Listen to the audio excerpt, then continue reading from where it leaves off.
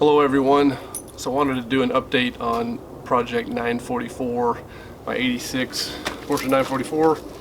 The last video I made was the autocross monster video, and I had completed 2 autocross events at that time, and subsequent to that I have completed a 3rd event, but it didn't go as well as I'd hoped. After the 4th run, the car died going into the parking lot, and at first it wasn't really clear what was going on, and then eventually I saw some coolant leaking, and it was blowing significant amounts of white smoke out the exhaust. So I kind of assumed and feared that it was a head gasket and just hoped that I hadn't done any damage. Had the car towed back here and sitting outside my garage. I couldn't get it in. I had to drop it outside the fence, and then I started it, was able to start it and back it up to where it is now, which is not in the garage. And then it sat here for a couple months, and then until I finally got around to taking it apart, and lo and behold, it's not a head gasket. So here is what happened. If you can see down into cylinder number 4, there's a nice big hole with bolt marks on it, and equal marks on the top of the bottom of the head. So I don't know how a bolt got in there. My only guess is that when I took it apart last time, which has been a while, I've been driving this thing for at least 8 or 9 months, 2 autocross events, not a lot of miles, but I've definitely been in the car.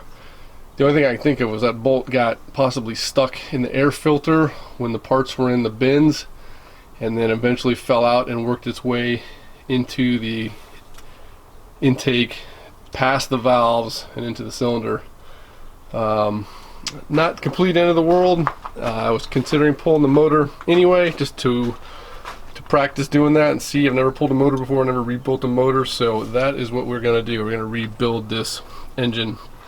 I've done the preliminary steps to get this out of the car. I pulled the cam tower, the old head, which is shot. I'll show you that in a second. Air intake, got all the belts, most of the rollers off, and still have the condenser to remove, and probably the radiator. There's a couple different ways you can pull the engines on these things. You can pull them out the top, you can drop them out the bottom, you can drop the transmission and disconnect it from the rear, or you can slide it forward off of the torque tube, but you have to remove the possibly the radiator to get enough room to slide off of the torque tube. So a lot of people drop the motors down the bottom and then pull it out underneath the vehicle, either usually as a short block, which is the head and cam tower off. I'm going to try and take it out the top, and the reason for that is I want to put it back in as a complete engine. I want to have everything on there. I want to have all the belts, all the rollers, the intake, the cam tower and the head all on there, and I'll put it back in as a complete engine. The other problem I had, and why I don't know if this will work, but the headers, when I put those on, trying to get the bolts from the header to the Y pipe tight is really difficult. Even after I discovered that I had a leak there and found the loose bolts, I couldn't get them tightened. It's just so hard to get in there, at least not by myself. If I utilize some person on the bottom holding a wrench and then coming at it from the top with a long extension, I may be able to get it tight, but what I'd like to do is try and have all that bolted together and then see if I have enough room to slide the motor down in between the header and attach it after the motor's in there. So we'll see if that works. If not, I'll have to take the head back off, and then I'll put the head back on the motor and then drop it in and probably get help to try and attach the exhaust. We'll see how that goes. The benefit of having the motor out will make it easier to do everything else that I want to do, which is remove the AC and the power steering. Actually, I already got the power steering mostly out. I'm going to switch the rack from what is currently a depowered power rack to a manual rack from a 924, but I need to remove all of the AC lines and the compressor, which is right there, and the alternator is going to get moved, and then while I'm in there I'll clean all this up. And then the other technique, when you drop the motor out the bottom, you have to drop the cross member, and then some people actually there's Lindsay Racing sells a cross member that you can take the middle part apart, so if you have to take the engine out again you don't have to drop it. I'm going to leave that in and pull it out the top, so that's the other headache of dropping it out the bottom. While it's out, I'll do the manual rack switch over, remove the AC completely. I'll go ahead and do the suspension upgrades I'm going to do as well, although most of that will go back on after the engine as far as the sway bars. So yeah, so I'm getting looking forward to getting this the rest of the way out. So the really only thing I have left is the motor mounts, and then I've got to detach it from the back of the motor off of the torque tube, and then hook it up, slide it forward off of it, and then pull it out. I'll probably have to remove the hood, which isn't probably regret that after I have to put it back on, but I'm probably gonna clean that up and or paint it while it's off anyway. Let me show you the old head. So you can see the damage. It's pretty much fucked. There's nothing you might be able to salvage those valves, and I've never pulled apart an engine before, so I have no idea if this amount of carbon is normal or not. This motor does have over 200,000 miles on it when the odometer stopped working, so it's definitely been running, had a good run. I did have a couple relatively easy taking everything apart. One of these, the big bolts that go in there, started to strip, but I was able to get it seated better and then get an impact gun on it, and I got it out. Same with one of the bolts on the bottom side of the cam tower, the one that goes right by the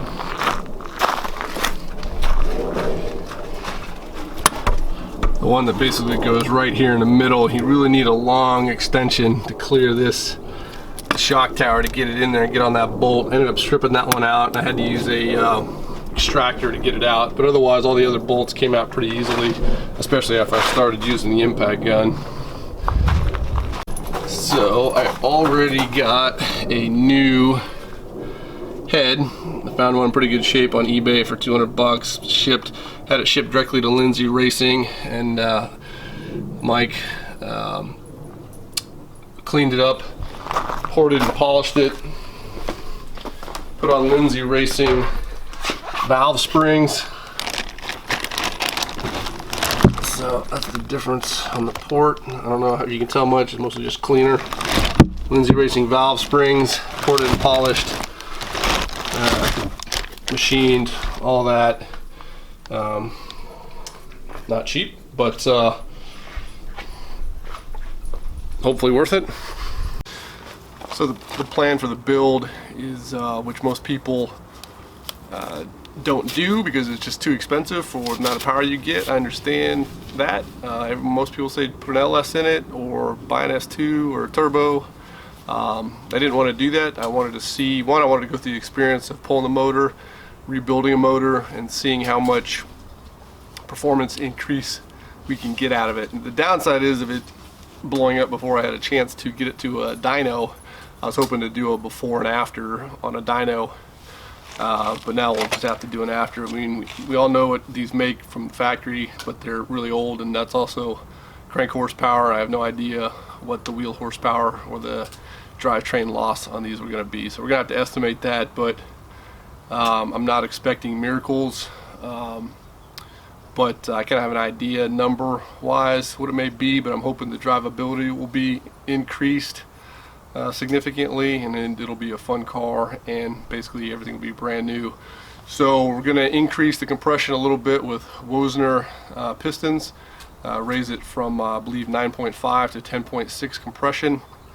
I'm going with those are the cheaper option, the $700 option pistons, not the $1,400 ones. I'm going to go with the some Molnar rods, basically knockoff Carrillos.